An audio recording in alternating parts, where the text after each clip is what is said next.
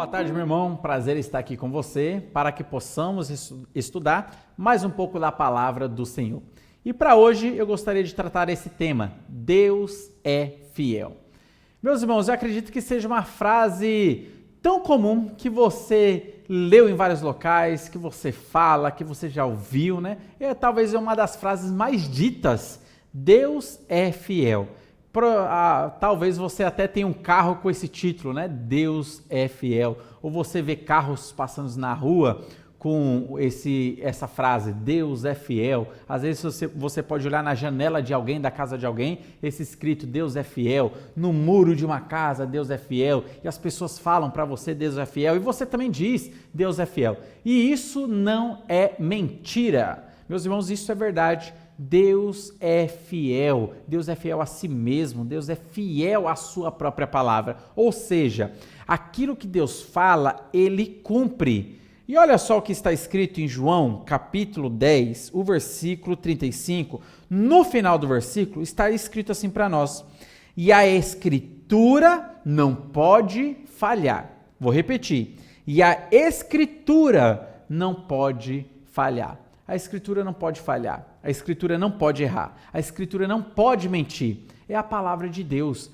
Deus é fiel. Tudo aquilo que Deus fala, Ele cumpre. Tudo aquilo que Deus promete, irá acontecer. Meus irmãos, a gente vê na história a fidelidade de Deus. Deus nunca falhou na sua palavra.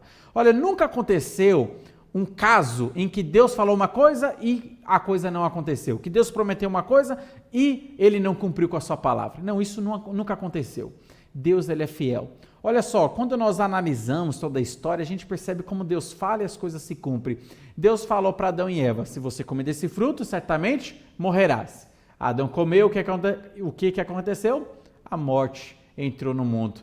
Quando a gente chega ali na história do dilúvio, Deus fala para Noé: Noé, eu vou mandar o dilúvio. O que aconteceu? O dilúvio caiu.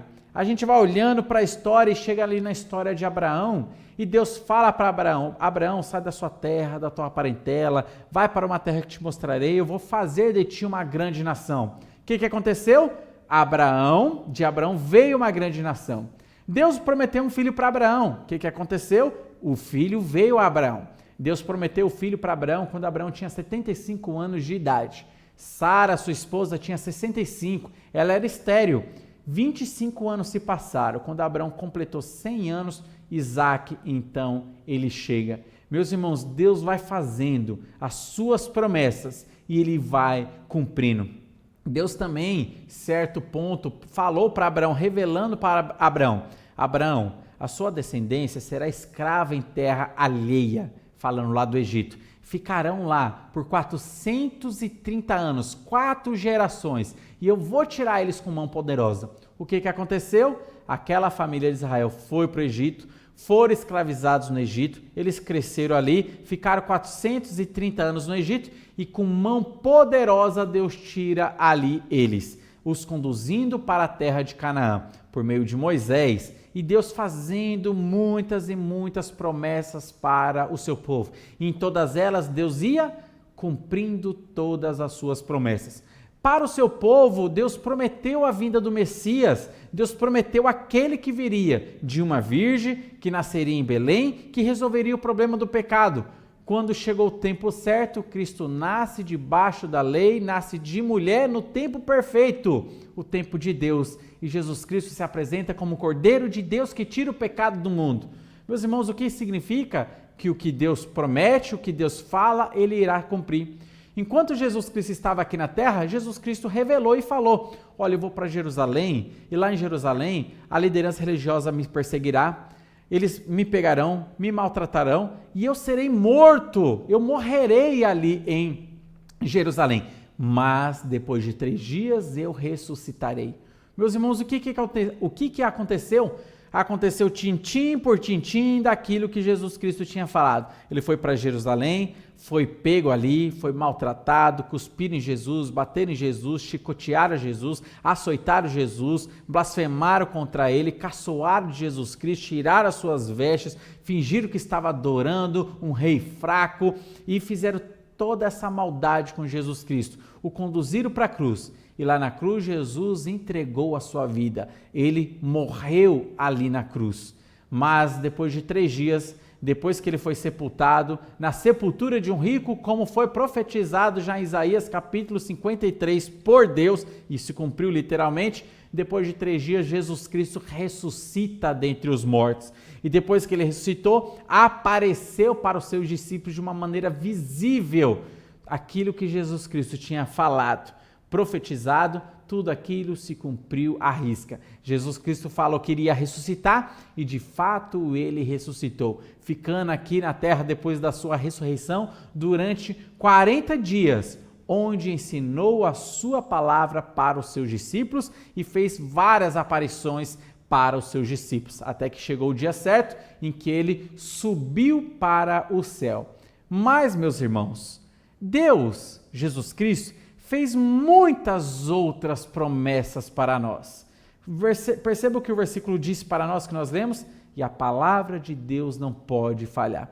Meus irmãos, Deus ele fez muitas e maravilhosas promessas para nós. Ele fez a promessa enquanto estava na terra que quando ele subiria, desceria o Espírito Santo. E aquilo aconteceu exatamente 10 dias depois que ele subiu. O Espírito Santo desceu no dia de Pentecostes. Mas não foram só essas promessas. Existem muitas outras promessas de Deus que ele fez que ainda não se cumpriu. O que eu vou fazer com essas promessas?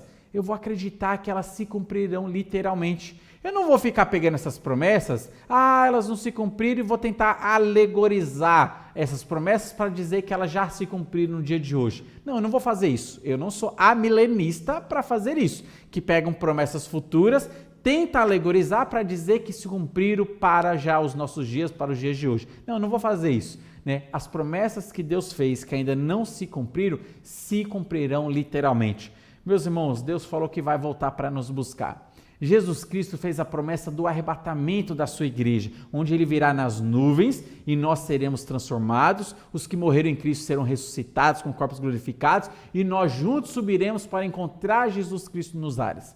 Foi prometido que nós compareceremos perante o tribunal de Cristo e nós vamos comparecer. Foi prometido para nós que nós não passaremos pela tribulação. Então isso acontecerá literalmente. Foi prometido a segunda vinda de Jesus Cristo e que nós voltaremos com ele em glória para reinar aqui na terra.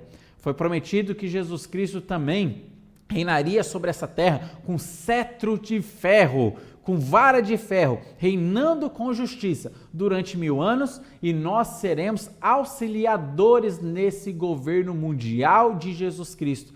Tudo isso foi prometido. Foi prometido um grande trono branco, onde nós seremos auxiliares de Jesus Cristo nesse julgamento, onde nós julgaremos pessoas e não apenas as pessoas, mas julgaremos também os anjos caídos.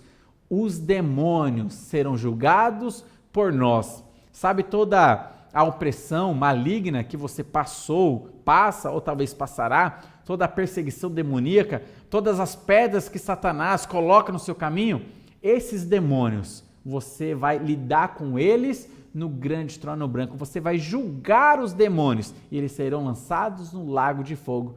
Meus irmãos, foi prometido para nós também um novo céu e uma nova terra, uma nova criação, onde Deus fará uma nova criação, onde o pecado não estará mais presente e onde nós viveremos todas as maravilhas dessa nova criação.